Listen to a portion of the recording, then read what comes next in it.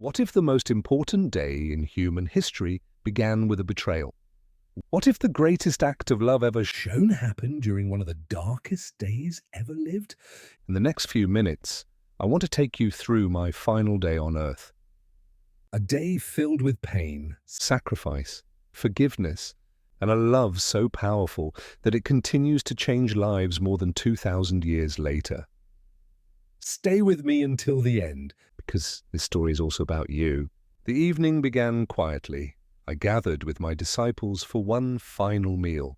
They did not fully understand what was coming, but I knew one of them would betray me. I knew others would abandon me.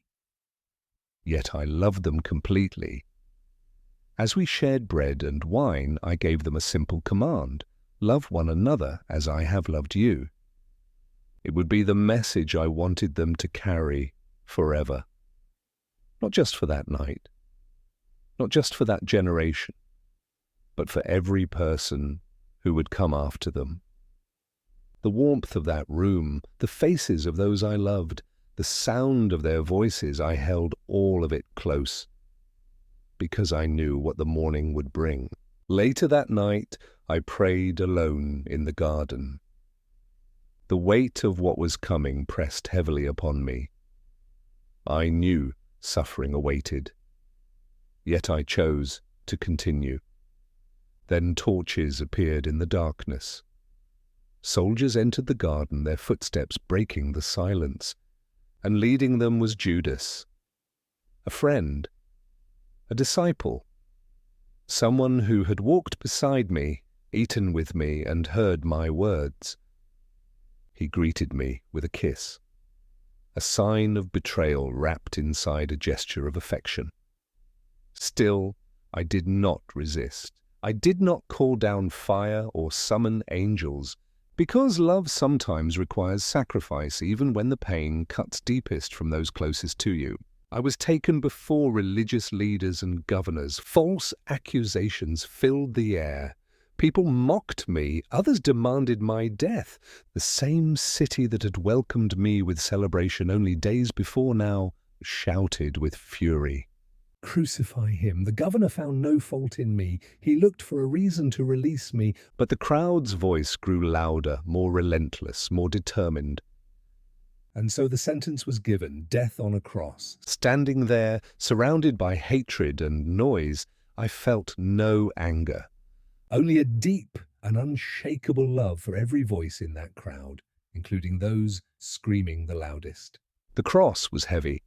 Every step became more difficult than the last.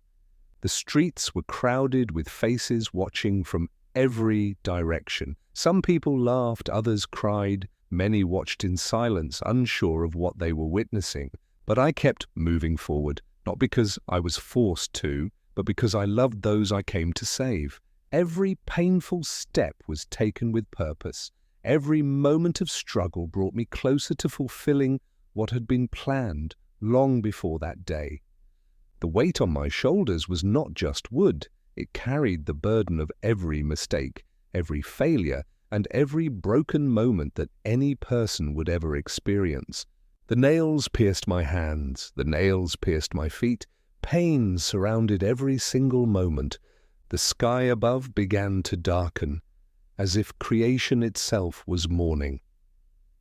Yet even then I chose forgiveness. Looking at those responsible, I prayed, Father, forgive them, for they do not know what they are doing. In a moment filled with hatred, I answered with love.